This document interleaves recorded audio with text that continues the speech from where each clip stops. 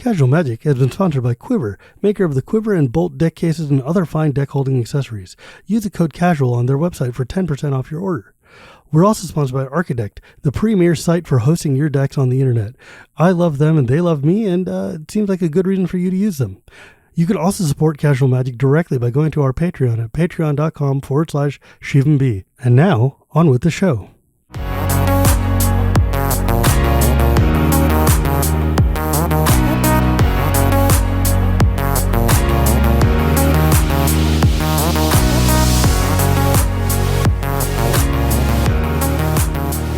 Hello and welcome to Casual Magic, the show where we talk about the fun side of Magic the Gathering, usually, but not this time. I'm your host, Shivam Bhatt, and this show is sponsored by Architect and Quiver and by my patrons at patreon.com/ShivamB. Today's a very special episode, which really all of my shows are, but this one's actually special because I have one of my absolute favorite people, one of my favorite authors, basically ever. Tad Williams is joining me today because you just put out an awesome new book from the Memory, Sorrow, and Thorn series, which I've been reading for 20-something years now. And as of recording, my wife won't let me read the last one yet because it's not Christmas. Oh, one of those Christmas technicalities. Yeah, and I hate that. I know it's here. Hi, Tad. It's so good to see you, man. Hi, Shivam. Good to see you, too. And we were just saying earlier in our brief pre-conversation that we hadn't seen each other for a while. And that is a shame. You know, I want to just set this up for the listeners here for a second. So Tad is literally an international bestseller. Your books are like insanely large in all sorts of places, including Germany for some reason, where they absolutely adore you. And more than that, though, your books early on did things and laid out the idea for things like the metaverse and the multiverse and the internet of that we live in now. You did in like Otherland. Your original fantasy stories of like Memory, Sorrow, and Thorn set up like epic fantasies that, you know, people like Sanderson and Jordan follow the template of. And they're just such good stories. I mean, the way I like to tell my friends when I'm selling you to them is like, look, you got to give it like a book and a third to get going, but then once it does, you won't be able to get off that train. It's true that, especially the Dragonbone Chair, which of course was the first of those big epic fantasies, because I was very deliberately trying an experiment, which is that I wanted readers to understand what the world was like before everything, went nuts and started blowing up. So, but I do know that's one of the most common things that people complain about. So I always say when people say, "Oh, I'm starting the Dragonbone Chair," I say, "Get to chapter 12. Get to chapter 12. Everything before then is just setting you up for what's going to happen ahead." So, but it's funny. I mean, it's definitely the main thing that people say is like, "When is this going to happen?" And I will say, I didn't understand what the meaning of the term "slow burn" was until I read your books, but it's like, oh yeah, it's just like a gentle, like you just start rolling and rolling and rolling. And then it's like the avalanche is coming down the hill and you don't know when it started, but suddenly you're just like, you can't get off.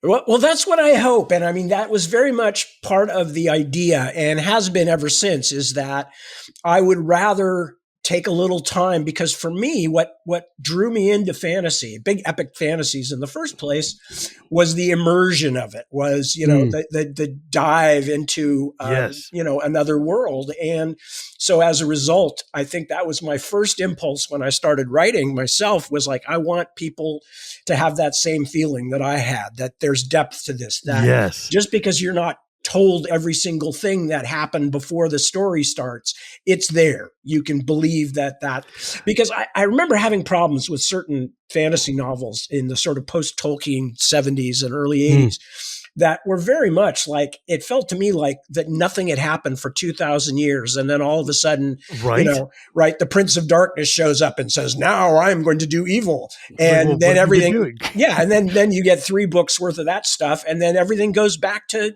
and now happily ever after. And I always had questions about that. It didn't quite make sense. That's the thing. Like the worlds that you set up always feel lived in. They feel like there's, if I pick any point on the timeline, something is happening of note and of like weight. And you like, because for me, one of my favorite things about reading is exploring the world and the history and seeing like the layers and going down like for instance, since we're talking about Ostenard anyways, basically you've got this world where there's a castle that humans are living in, but the humans are living in an elf castle, and this elf castle was built upon another thing, and there's just this stratification of history, and each layer down is its own epic. And I love that, like, these worlds feel like they breathe, and that, like, as time passes, it's not just like this window we're looking at, it is the entirety of time. And that's why I keep coming back to them after like so many years. Well, I'm very pleased to hear that. And I suspect that anybody people like you and I, people who like that sort of thing, do tend to like this stuff. And I think part of it is genuinely because when I was young, I wanted to be an archaeologist. That was like, I read a wonderful book, kind of, an all ages book by Robert Silverberg called Lost Cities and Vanished Civilizations. And I just totally fell in love with it. And that was like when I was 11 or 12. And then a few years later, I realized that being an archaeologist, you didn't just walk out of your tent every morning and find an undiscovered lost civilization. Sorry, there was Indiana Jones doesn't work like that, man. No, there was a lot of, digging and brushing the dirt off of potsherds. And I went, well, that's work. But, in the same way that I wrote Otherland, when I realized how many years there were still before virtual reality was going to become something you could actually do, I went, well, I can write about it. That's a lot cheaper and a lot faster. And it's still a lot of work, but it's not as much work as toothbrushing potsherds in the hot sun. So, but so I think that what you're seeing is that archaeological feeling that, that history is not static. It isn't something that happens one time only. We have had humans on this planet we know that modern humans, minimum 70,000 years in this part of the world. Human beings as such and hominins go back way before that. Yeah. So we're still finding out that our own civilization goes back earlier than we thought it did. That's what they're discovering all over Anatolia, that like 10, 11, 12,000 years ago, people were building megastructures. In like, I can't even say the word because I don't know how to speak Turkish, but I know there's like that ancient temple in Göbekli Tepe. Yeah, that's the one. Yeah, there's Göbekli Tepe, Karahan Tepe. There's stuff all over the place now that is minimum 10,000 years old. I mean, one of my friends, she's a scholar and a historian of like a specific form of Hinduism in Nepal that studies shaligrams, which are like ancient Ammonite fossils that are worshipped by Vaishnavites. And she gave me one, and she's like, "This is 10 million years old." Wow. And I'm like, and it came out, emerged out of this river in Nepal. It came down and someone found it, and it's been worshipped by some family for literal thousands of years before it showed him in my hands. And I'm like, that is insane. Isn't that amazing? What? Like, how did this get to the top of the Himalayas? And now it's down here in my hands, and it's 10 million years. Like, that's the oldest thing I've ever touched in my life. And it's just like, it's going to be here way past I am. Well, it's the oldest thing you've ever touched, because you probably touched a lot of rocks that are older than that. But no, it's one of my wife Deborah and I are both like serious archaeology, anthropology, science buffs in general.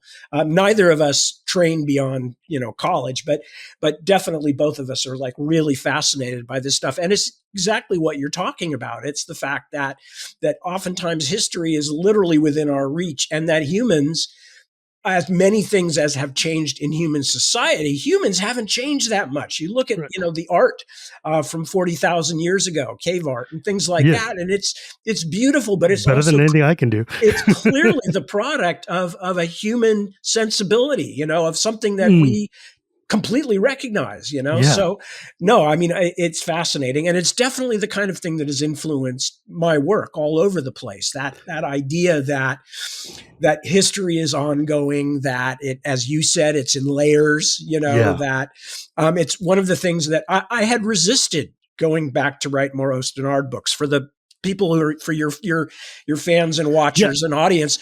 I had written the books that began with the Dragonbone Chair, that first trilogy set in Ostenard. I like that you call it a trilogy, even though it's like all right. It's four. The thing about Tad Williams is that you write 4-book trilogies, my at minimum 4-book trilogies. But that original series, which came out, I guess, in '88 or whatever, to begin with, that very much was something that I thought I would never go back to. I had this kind of almost snobbish thing about I don't want to go back and write Well, again. yeah, for every like next series you do is a vastly different genre than the last one was. That's always been my plan. But the thing is that once I decided, and how I decided was a whole other story, but once I decided to go back and write some more books in Ostenard, even though these only take place 30 years after the first ones, as part of that project, I began working more in the history and other points in history. And in Yeah. fact, the novel I'm writing at the moment is set about 300 years before the Dragonbone Chair. So it's become really interesting to me in a way I never expected. This invented history and building off from it and going sideways and doing all Yeah. these kinds of things. And again, it's this same thing that you're talking about. It's my love of these things that are always going on, but that we only find out about when someone either literally digs it up or tells a story about Right. it, or we run into it in a folk tale or something. Like, if I was going to explain it to like people who don't know you, it feels like you're reading a shared universe, but it's by one person. Like, because like when I think about things like Dragonlance or Forgotten Realms or any of these other like 100-volume books that are like every point in history has been written a different author, except you are the same author writing every point in history here. Well, go ahead. But yeah, but I mean, before we dive in though, I do want to like spend 10 seconds to explain like, because I think it's relevant to my Magic fanboys we actually met, which is I met you because you were doing a book signing in Half Moon Bay that my friend my friend Travis brought me to, and we ended up just talking for like hours afterwards, and it was amazing.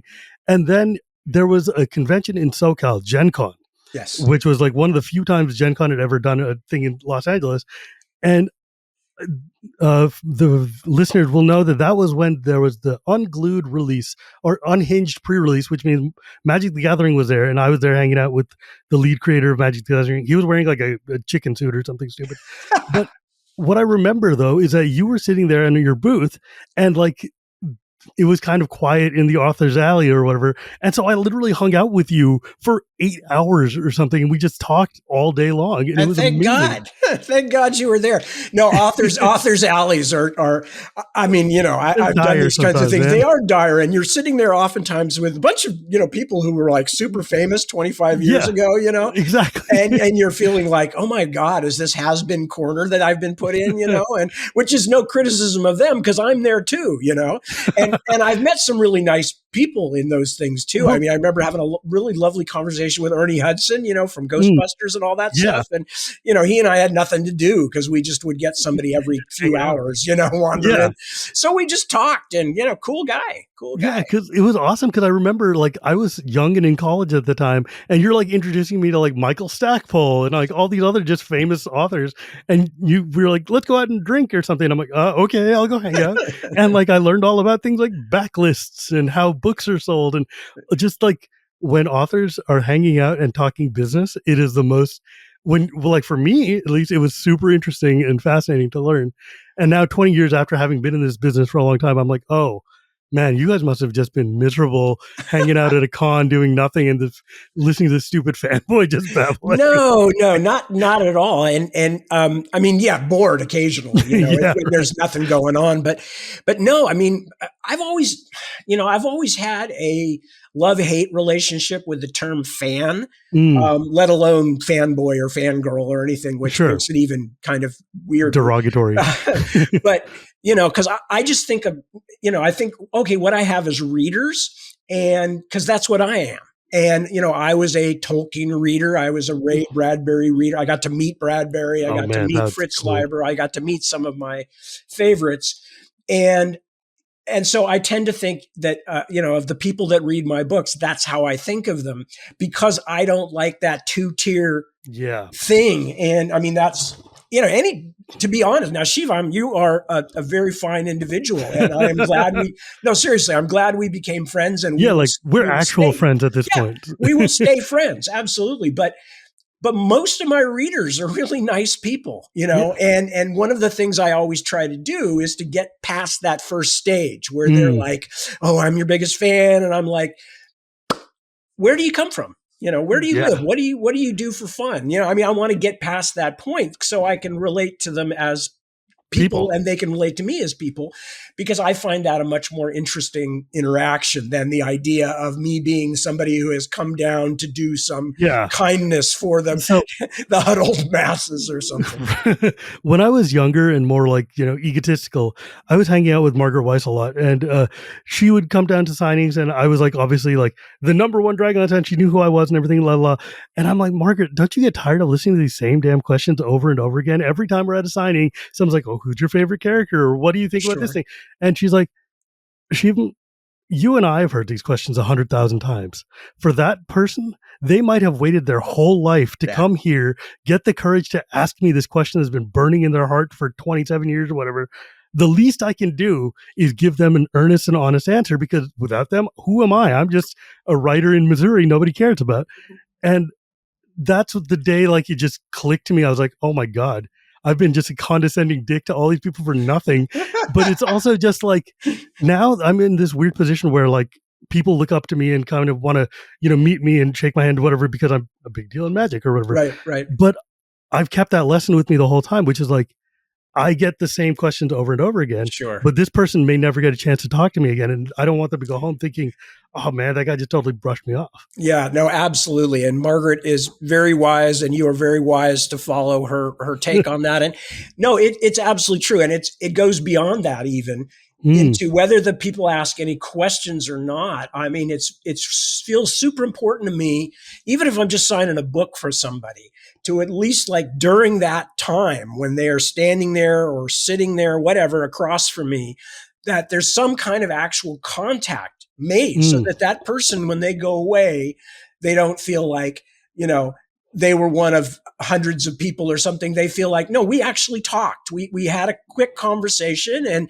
and he looked me in the eye and asked me about, my child who was with me, or, whatever. And it's not fake, it's not something that I'm doing to try to convince people I'm an okay guy. It's because I genuinely prefer that kind of interaction with people where you get past that initial barrier.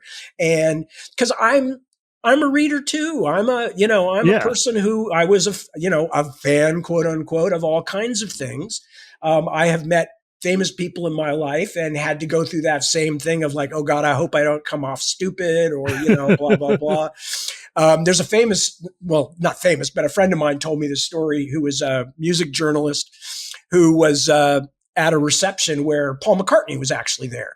So of course, he was like, well, I'll wait till the crowd thins because I want to at least, it's like a chance to shake Paul McCartney's hand, But as he was standing on the outside of the crowd, he saw this other guy like kind of angling through desperately to get to Paul.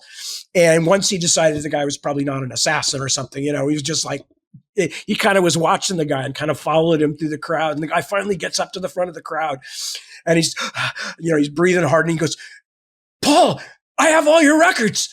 And Paul says, well, give them back. Which I thought was just like, just perfect. Just lance the whole thing. Just make the guy laugh, And he said then, and they had a quick chat. And the guy was like, that's genius. So relieved, to have like not been treated like an idiot. And and that's the whole thing. It's one thing I think is actually good about the way the internet is making everybody famous in the Warholian manner for 15 minutes, is that, both at the same time as people get more attention in some ways, but we also like begin to see that the feet of clay that most idols actually have, which I think is good, because the world is full of creative people, and the path to success is not always one that is completely merit-based, and you never know, what people are doing out there. And I have met so many cool people who are beginning writers themselves, or artists, or whatever. And of course, one of the things people always want to know is, well, how did you get to where you are, or whatever? Yeah. And I never have any useful answer, because as I say to them, I go, well, I couldn't have told you before it happened how it was going to happen. And once it happened, I can kind of look back, but it looks like a series of random events coupled with ambition. That helps. It helps if you have some ambition and you keep pushing. That definitely is part of it. But a lot of it is just luck and fate and all that stuff. So, I don't automatically assume that because I've been lucky enough to make a living doing this, that anybody who hasn't isn't a good writer or isn't, I remember I asked you once, and you were like, everything I do has been in the service of running away from having a real job. That is certainly true. Also, I had to work because I chose to kind of pursue a creative path in life, much to the worry and chagrin of my parents. I dropped out of Berkeley, and I was you worked just for Apple early on. That was a little bit later. Yeah, I dropped out of Berkeley in '76, and then for 4 years, I worked a lot of ghastly jobs, truly ghastly jobs, and but the whole point is that I was just trying to make a living without a college degree while trying to have extra time enough to do my creative stuff, hoping one of those things, because I was doing music and theater and all, hoping one of those things, and art. Writing came late, actually, but I was just hoping one of those things would make it. And as a result, I had a bunch of ghastly jobs, really awful, miserable, depressing jobs. But they allowed me to feed myself and keep a roof over my head and all that. But the thing is that I was always pushing forward with trying to make something work. And so when I say ambition, that's what I'm talking about, is you have to have a certain amount of... You need drive. Yeah, drive is a good word. I was going to say arrogance, but it's not arrogance. Arrogance. It's belief in yourself. Yeah, you got to believe in yourself. And I think I can mostly speak for writers. I know me and a lot of other writers, we were reading books that we liked, but we were also saying, some of these aren't that great. I could do better. No, really, seriously, I could do at least this well. Well, yeah. So why am I not trying to do this? Exactly. And that was very much kind of what got me into some of these things, was that idea that, anybody can do this if they've got a modicum of talent. The question is, what do you do? Do you keep growing after you start it? Do you keep learning? Do you become more open to new influences and stuff like that? Or, how do you go forward? Yeah, because that's one of the things I've noticed. Every time with your books, you always pivot to a different genre. You always build off of what you like. All of your bibliography is kind of like building off of where it's come, and very rarely do you backtrack or anything. Because when I was reading, for instance, the Osnard books, because when the new ones came out, I wanted to reread the old ones to see where I was at, and you could see maybe now because I've been an editor and writer for 20 years, I could see the progress and change in the way you were doing this. And especially as we get to the fact that you're writing these new books 20 something years after you wrote the last one. And it's very nice that you put a 30-year gap between the two. Cause then there's also the writing has also matured, but I'm glad it's matured and not regressed. I'm pleased to hear that. One of my favorite absolute moments in the new books is when Simon is in battle in the first book. I don't remember what the first one's called in the new set, but the Witchwood Crown. Yeah, in the Witchwood Crown, he's in a battle and his wife is there. And you have these two 50-something-year-old, the king and queen, in a battle, and they're giving each other looks and acting. I've read a lot of fantasy in my life. I have never seen an elderly couple that has been married for a long time communicate in the way real people communicate when they're married to someone for a long time, that relationship between those two. And I was like, holy crap, dude, you in that one paragraph, I was like, this dude is just completely got it. You had the fire. It was insane. It's one of my favorite passages in anything you've ever written. Well, thank you. One of the things that, and in fact, as I said, for a long time, I was I'm never going to go back and write in the same universe twice. And, it was almost like a snobbish thing. It was people might think it wasn't, I knew I wouldn't be doing it just to try and recapitulate past glories. But I was afraid people would think I was trying to franchise, and which is a strong, heaven forbid. Yeah, strong commercial pressure. If you have something successful, you should, look at frickin' Hollywood these days, which is nothing but. But anyway, so, I was really resisting it. And Deborah, my wife, who used to be my British publisher and, knows this field in and out, kept asking me, people are always saying, why don't you write more Ostenard? Why don't you do this? Why don't you do that? And I was always saying, because I don't have a story. I can't write anything unless I have a story I need to write. And so I was lying there after one such discussion in bed that night. Deborah, of course, had already gone to sleep. And I was kind of going through all the reasons in my head to tell her, to explain to her, to win the argument, why, I couldn't do this. And one of the things I was thinking is, for God's sakes, it's been like 30 years since I started those books. I'm a completely different person. I've been divorced and remarried and had kids and moved to England, and this happened and that. And then as I'm thinking about it, I was thinking like, I wonder what it would be like for the characters in the book if the same amount of time passed. We left Simon and Miriam as essentially a teenage couple, right? But they were children, basically. Yeah, but we knew they were going to become the rulers, not entirely by their choice or will.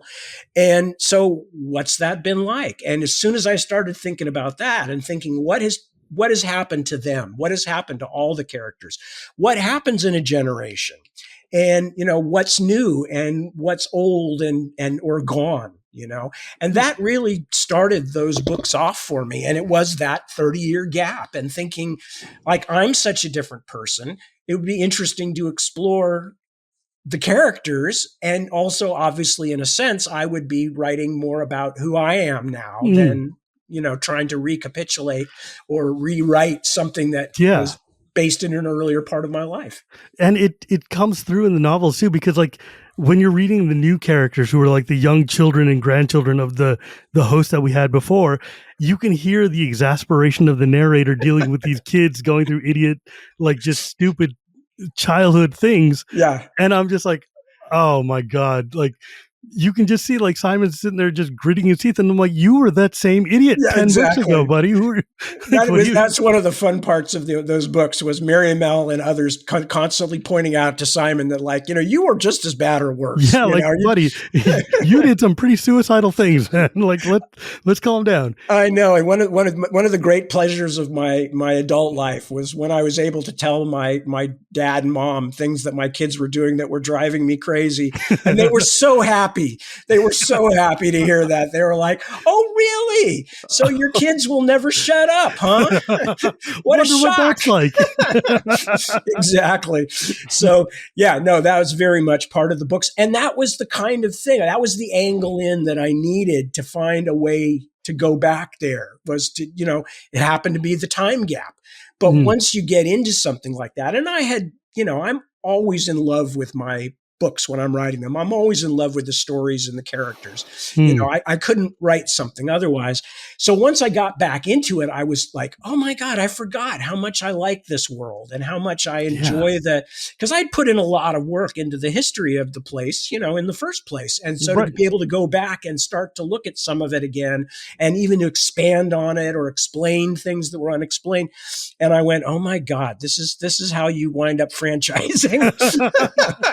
I mean, dude, every franchise starts out because you're having fun writing the thing, right? Like, if it wasn't fun, we wouldn't be reading it, and you wouldn't be like so excited to explore it more. Well, that's what I hope, because I think I will be going back. Well, obviously, as I mentioned, I'm writing a book right now that's also set in Oostenrijk, but I will write other kinds of things as well.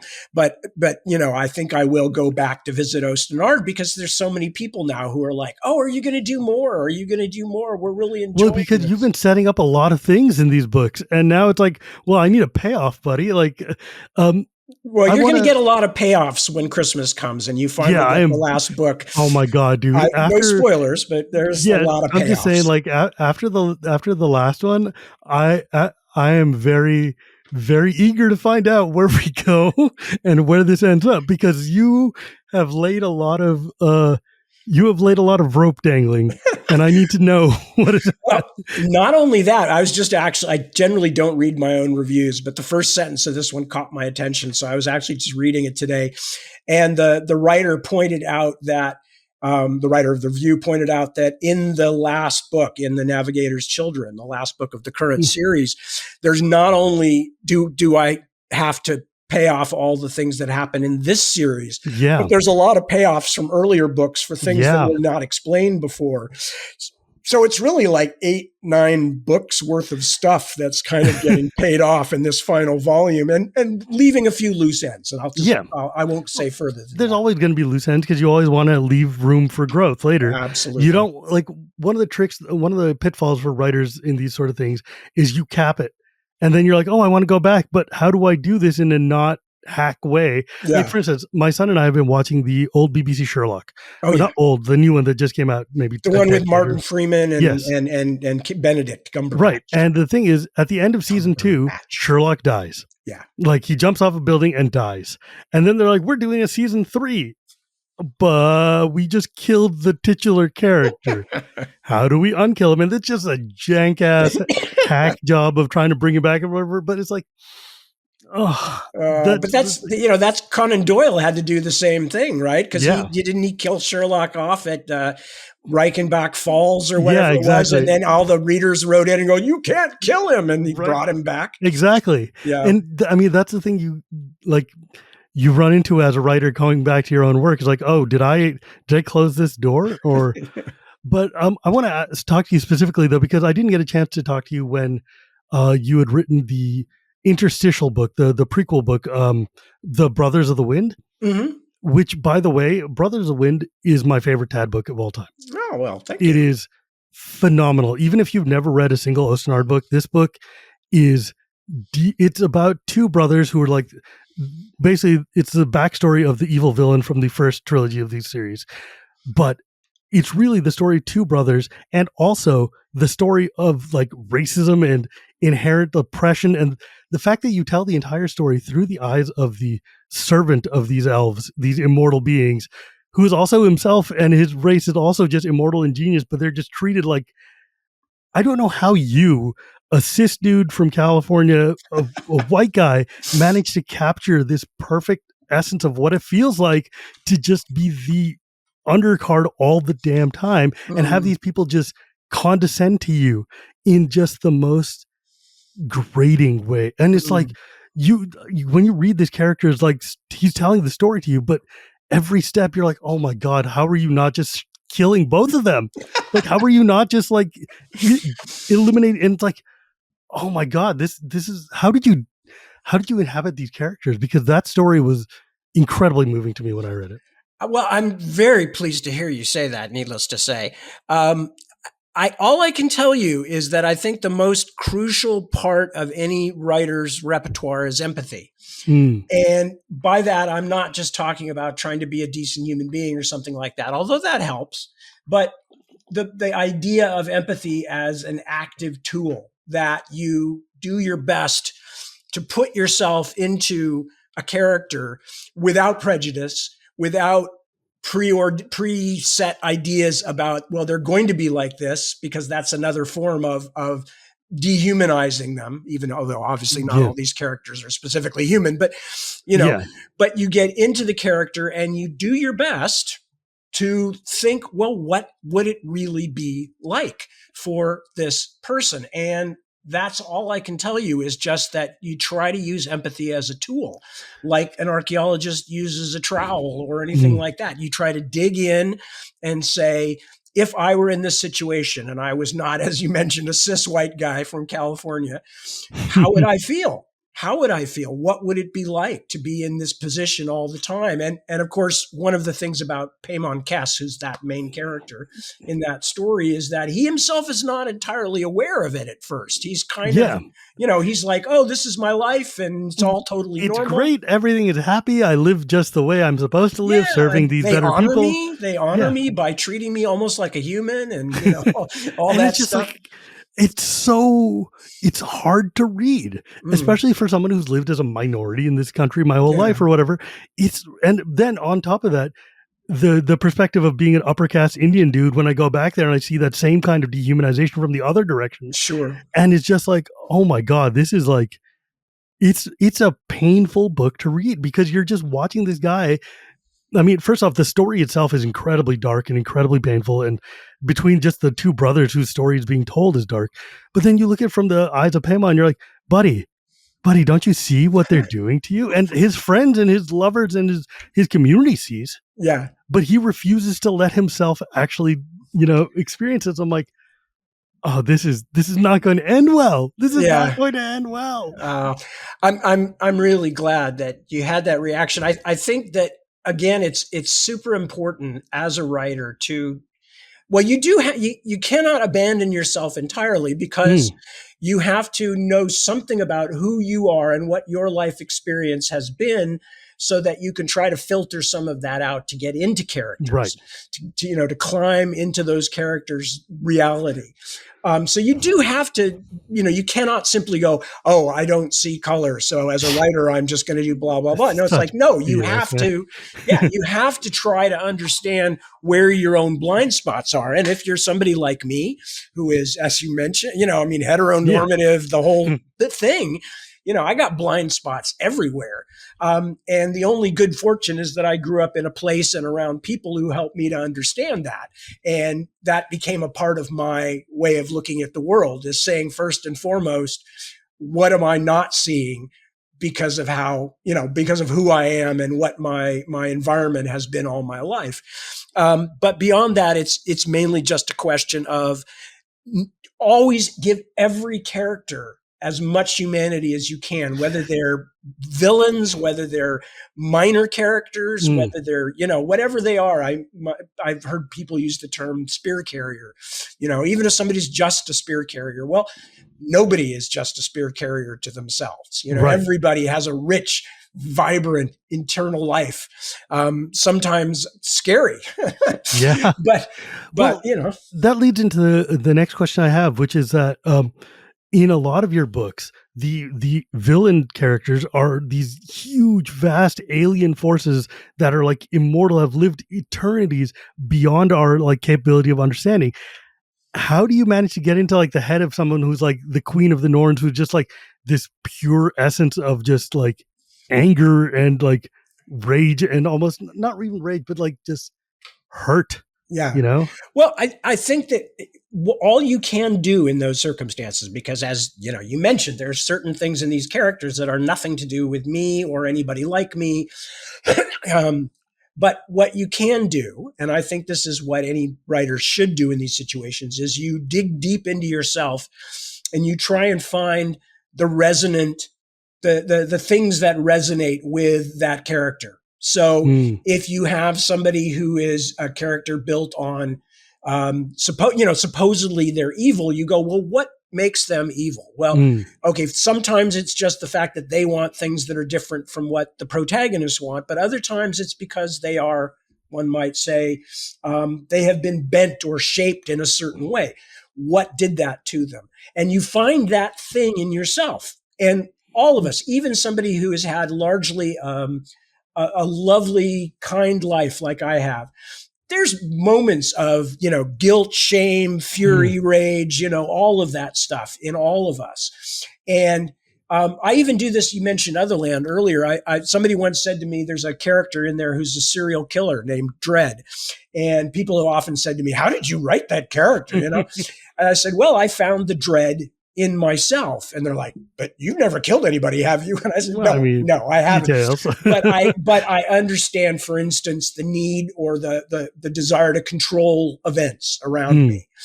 In my case, it has more to do with I want everybody to have a good time or something. But yeah. but I have that drive to make things a certain way and to manipulate it.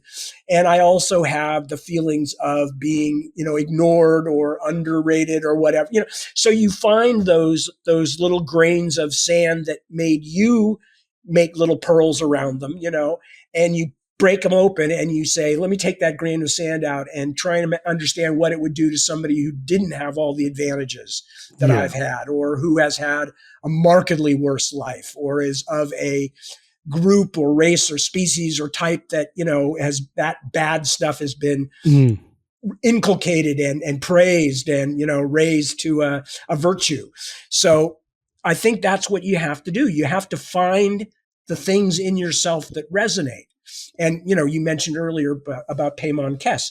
I have never, to the best of my knowledge, been discriminated against, but I understand the some of the anger and some of the reaction to people who have, how it feels to them, just by being around them, by reading things that they write, mm, by, talking to friends of mine who've been through these things.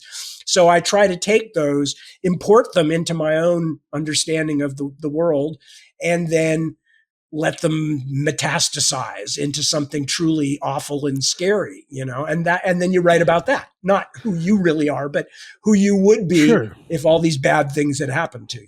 And I think one of the other themes that kind of runs through your books is how people who start out deeply antagonistic to each other in the beginning end up becoming very just supportive of each other, or like best friends through the course of just having had experiences together, which is one of those, very hippie things we like to believe, that's like, hey, if we hang out and all go through crap together, maybe we will have empathy for each other. I know it's a miracle I never did D&D, isn't it? Because that's dude, like I think you would have been real good about it. That's the whole D&D thing. Yeah, I should run a game for you sometime. I think you'd have a great time. Everybody, all my kids play it all the time. So I've only done it a couple times, but it's and I think this is actually, it's interesting because I think one of the reasons that I have a very what's the word I'm looking for? A very heartfelt, but maybe also somewhat limited reader base is because there is a strong streak of optimism that runs through my work. And that doesn't mean that I think necessarily the real world always operates on that basis. Obviously it doesn't. And even in my books, it doesn't always operate on that basis. But I do feel that one of the things that's nice, especially about big epic worlds, is that it's the one place in the universe where for certain somebody's in charge. Somebody is in charge of it. You can't say that about reality, but you can say it for certain with a novel. Somebody wrote the damn thing and they're conscious of that. And so I feel like, well, if I have to err, I'm going to err on the side of what I believe in, which is that it's better for people to be kind to each other. Right. And that is the only way in the long run that we will outlast what is not so good about our species, that we will get past it and move on to the Star Trekian future where we actually work together. So, I mean, I think about the books of like Kim Stanley Robinson, for instance, who is like, I like to describe him as the most optimistic books about climate disasters you will ever read. It's like, what if climate change happens and society collapses? But it's okay because we're good at working together. I'm like, but his books are so good, man. Yeah, like, no, he's very fine. He's very fine. But yeah, I don't know. The other thing is, like, when I was like prepping for this, I was remembering the fact that some of my favorite works you've done were in alternate Bay Area with the Bobby Dollar noirs that you did, where you basically took the geography of the Bay Area and flipped it on its head. And suddenly all these places that we know and all these streets that we know are just like slightly off. But it was also just a super delightful set of noir.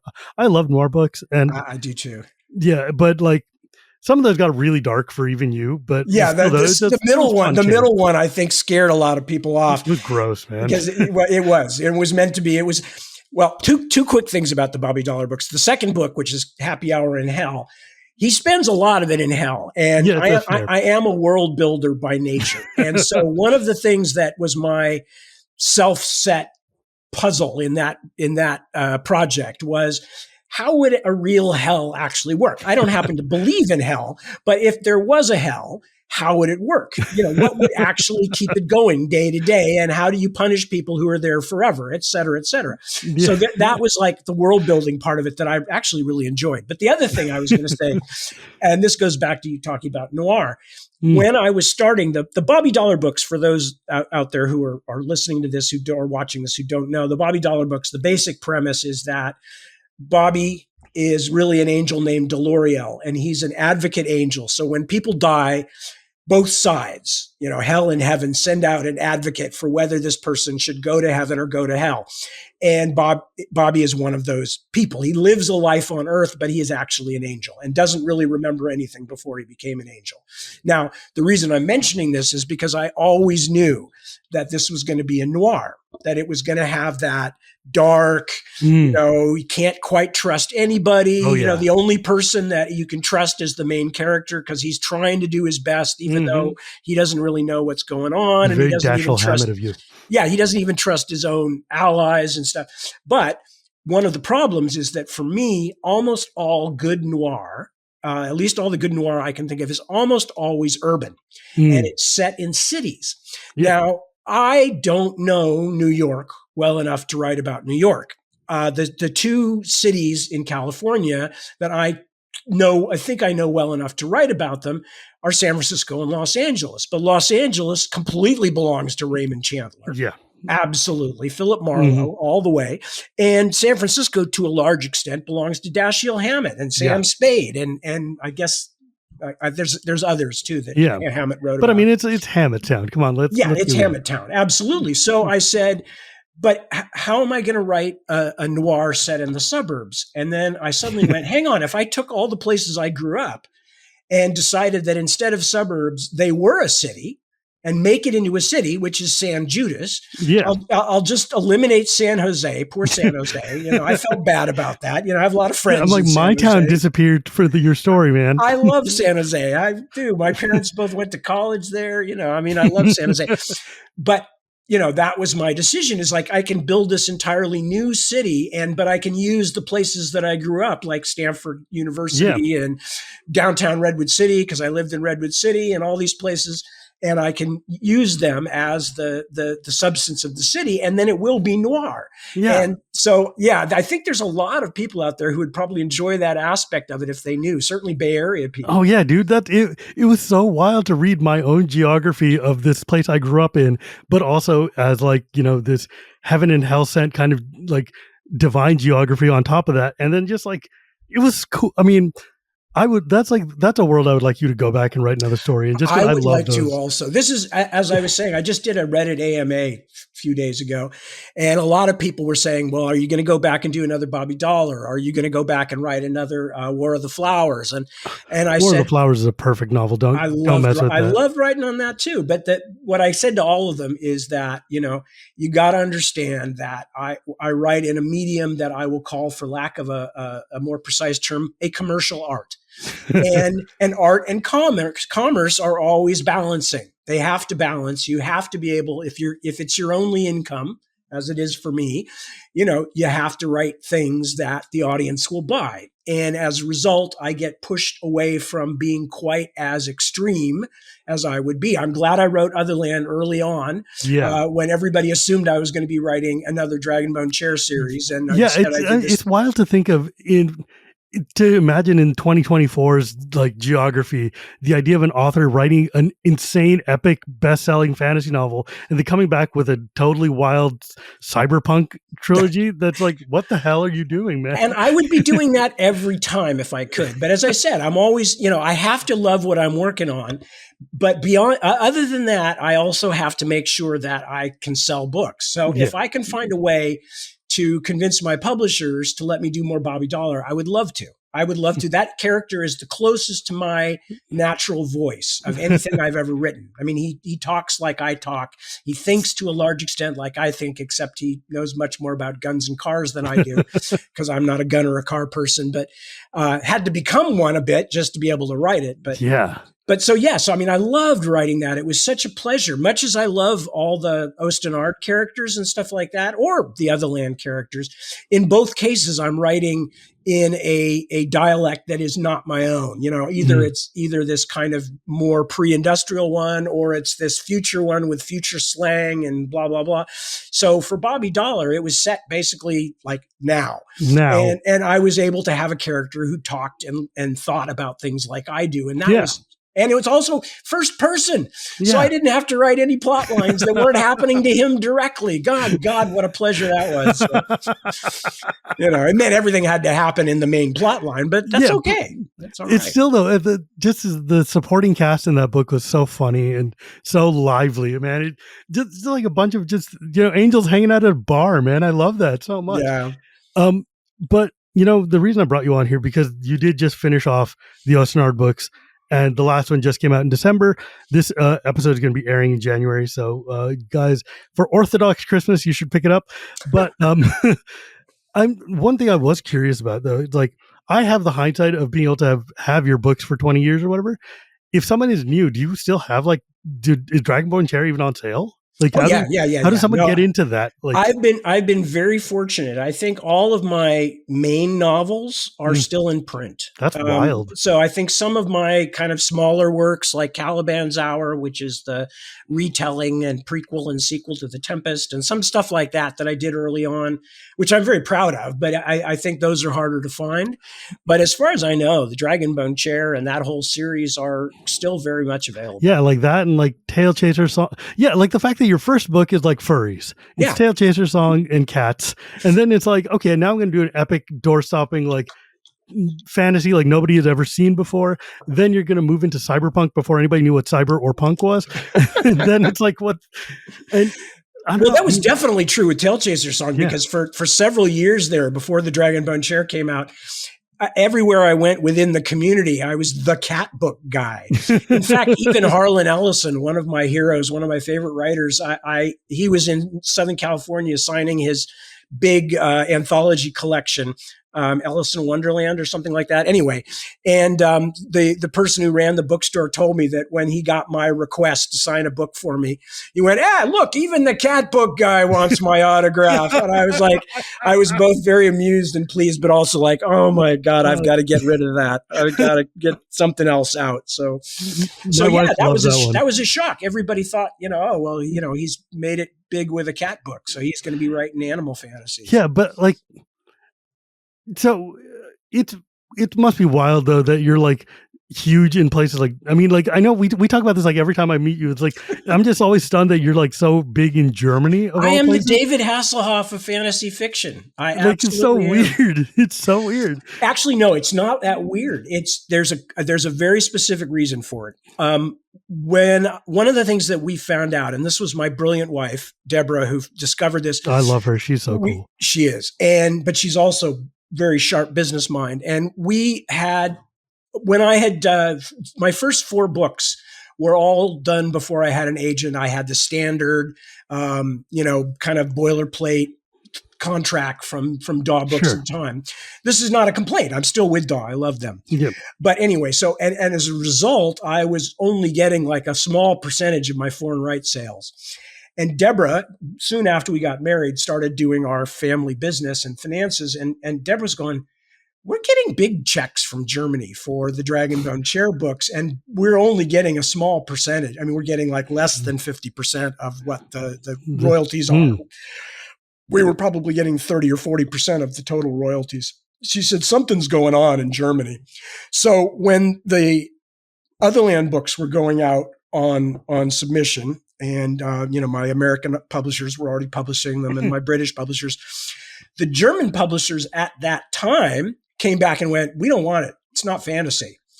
And we said, fine, and put it up for auction. And of the 2 companies that had the highest bids, both of which were quite respectable, but one of them was a company called Klett Cotta.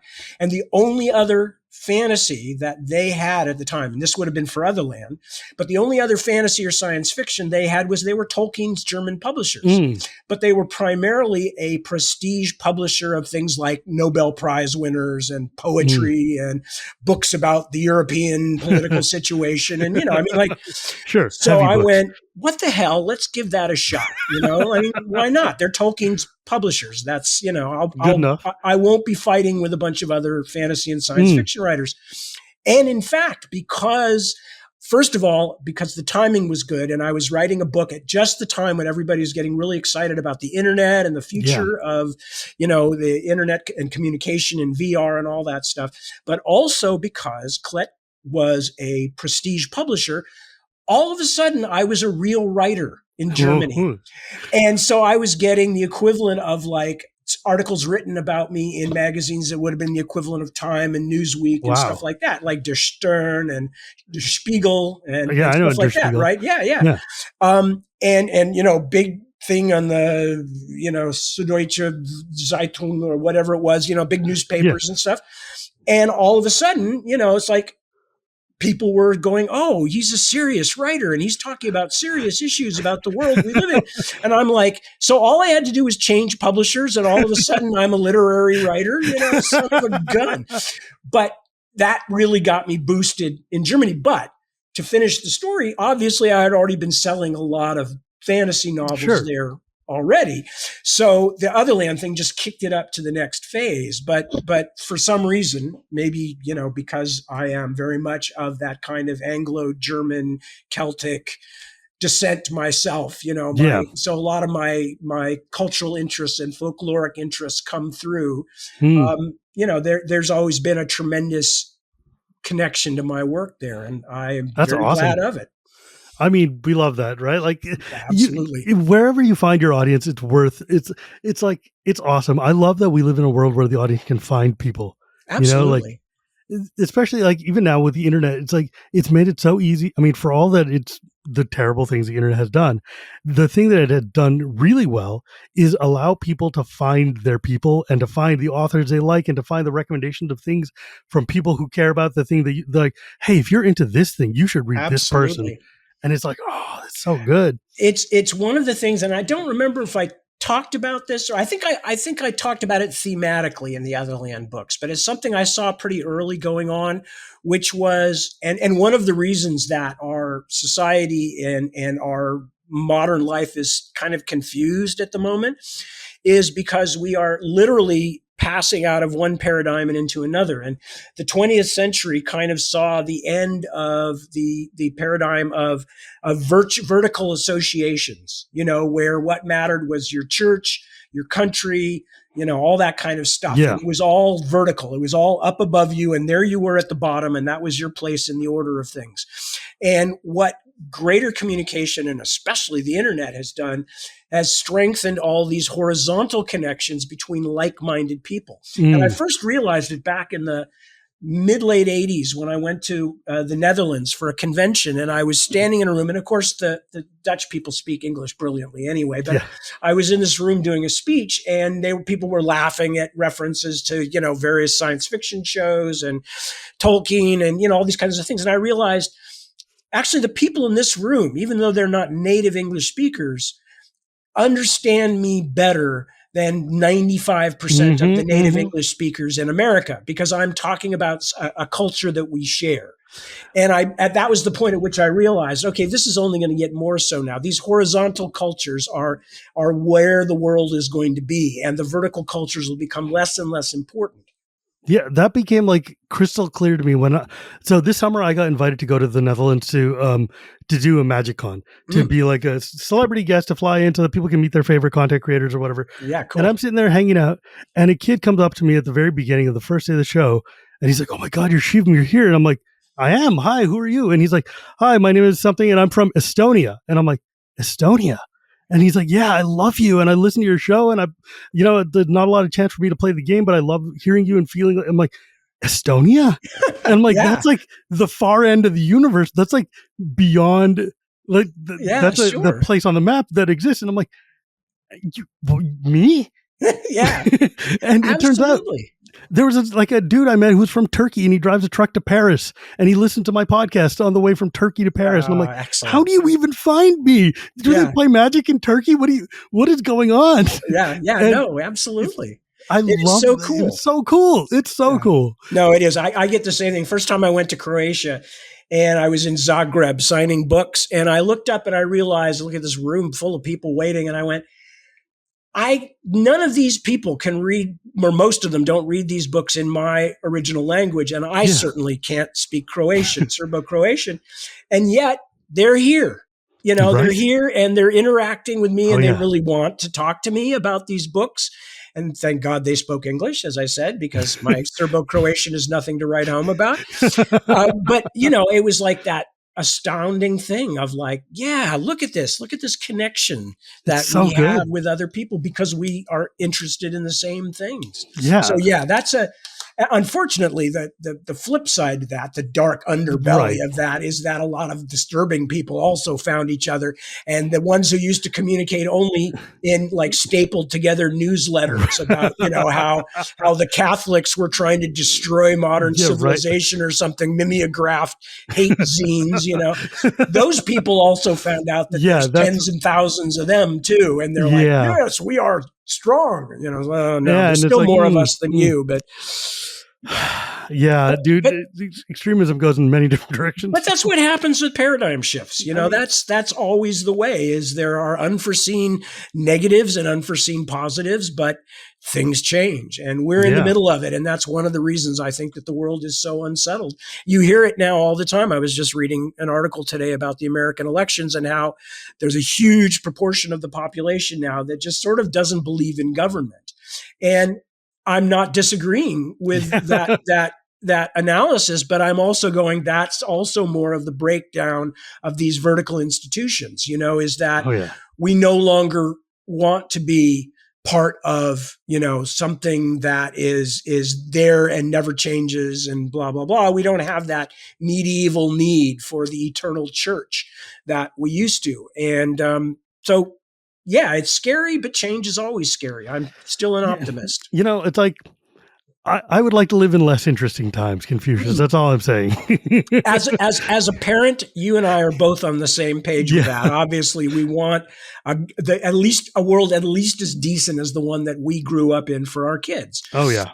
But also, that's the other thing too, is that you cannot outthink history. No. There's a lot of things about history that people are being doomed to repeat history. There's the famous George Santayana quote, but the fact is that history is never the same twice. It just doesn't happen that way, and you can't outthink it. It's too complicated. It's it's a chaos agent of things happening, and all you can do is kind of watch them and see where some of the waves are beginning to form. But in terms of being able to outthink it, for instance, again, going back to Otherland, a lot of people went, "Oh, you predicted all these things in Otherland." I didn't predict anything. I didn't sit down like a think tank and say, now what's going to happen in 50 years or 100 years? All I did was I made straight line extrapolations from what was already happening in society. Seriously, I just said, okay, they're already doing these crazy ass game shows in Japan where people are like being physically punished for things, Yeah. It's like, well, it's only a limited amount of time before that takes off here too, So what obviously people are going to be hunting each other. They're going to be killing each other on live TV, and we're damn near at that point now. But this wasn't because I was thinking what will happen in 75 years. I was thinking what's happening right now and how will it evolve in the next. Yeah, it feels like a lot like the same process of like Idiocracy, for instance. Absolutely. Or any of these other just like, hey, guess what? If we just go on a linear path from where we are. Yeah, this is where we're going.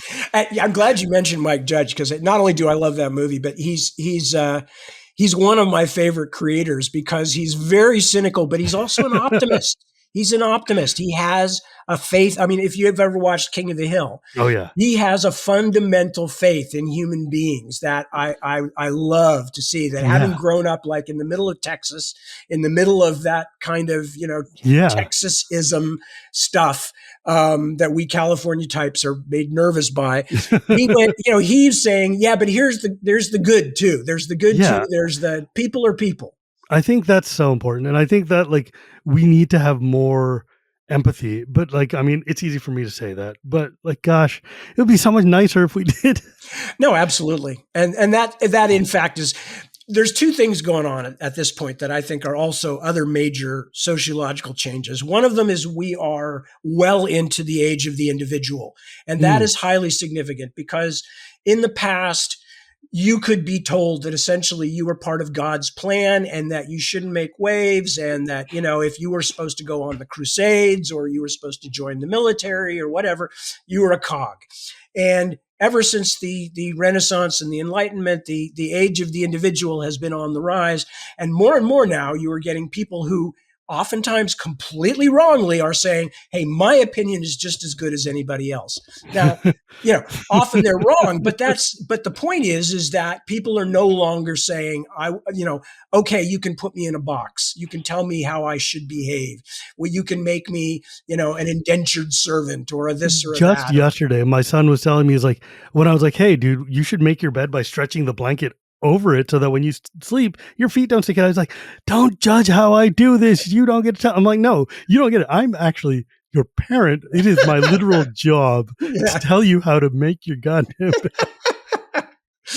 No, it's true. It's true, and we see it in our kids.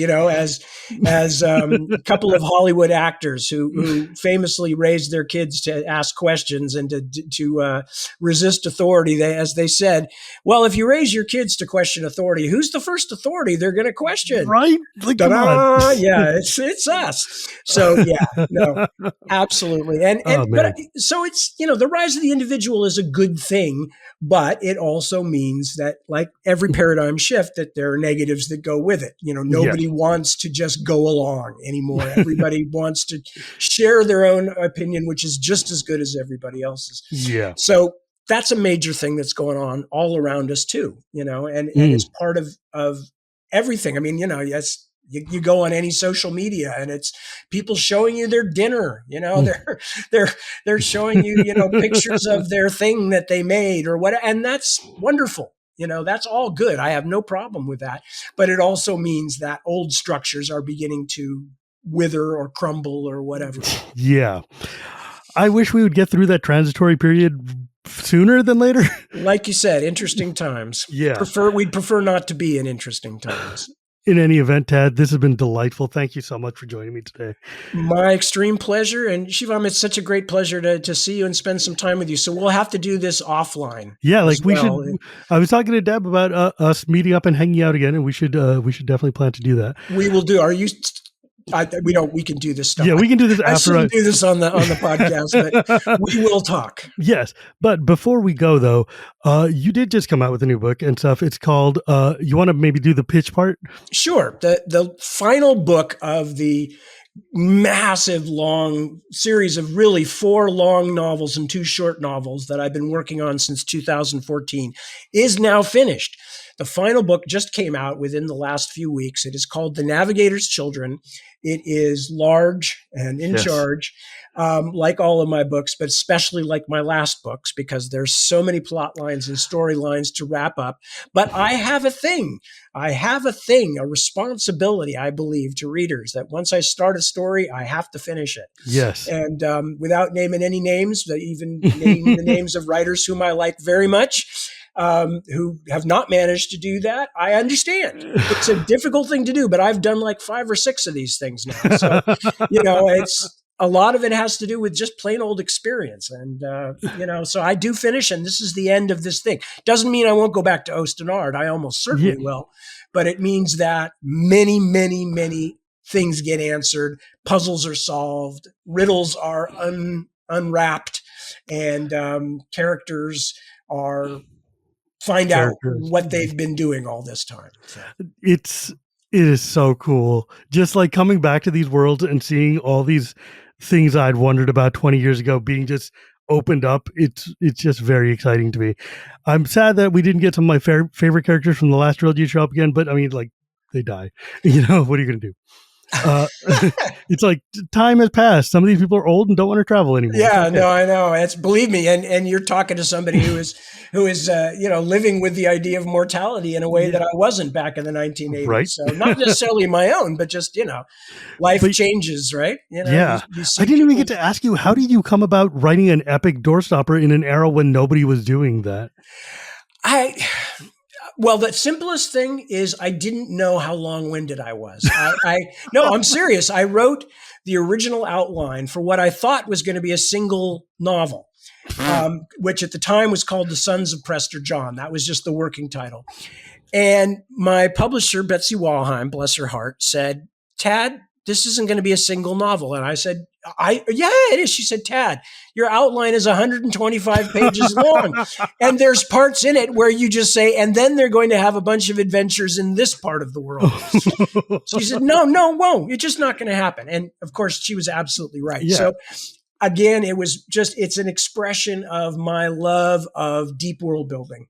And I don't believe in just telling the story of what happened. I want to tell you about the place where it happened so that you will feel that you have been there, that you have maybe lived there for a while. It's like I know like Degree and Angel Tower, book 3 of the first Dragon Bone Chair trilogy was so long that the paperbacks had to be split into 2 parts, each of which by themselves is longer than like any, Robert Jordan or George R. R. Martin book by themselves. These we managed to get the hardcover all in one book, but they had to order special paper.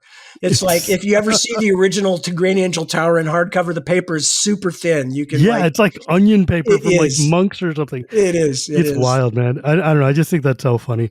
But in any case, I love these books, and obviously I love hanging out with you. So this has been lovely. Thank you so much for joining me today. And to my audience, thank you all for being patient as I talk about not magic things with one of my favorite people.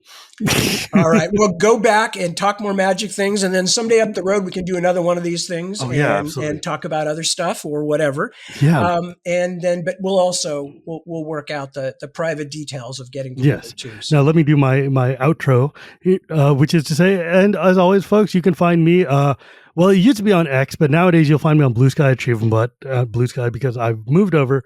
And then also you can find this podcast anywhere podcasts sold, or on YouTube every Tuesday, thanks to my editor, Dan. And then also you can hear me on the Shivam and Wheeler Love Magic podcast or on the Chronicles of Dragonlance podcast, because I love the sound of my own voice. And I was thinking about actually starting a fourth podcast where I can sit and just talk to my favorite authors. So this might end up being a backwards pilot for that, but we'll see if my wife lets me have a fourth show. But in the meantime, my friends, it's not magic without the gathering, and we'll see you next time.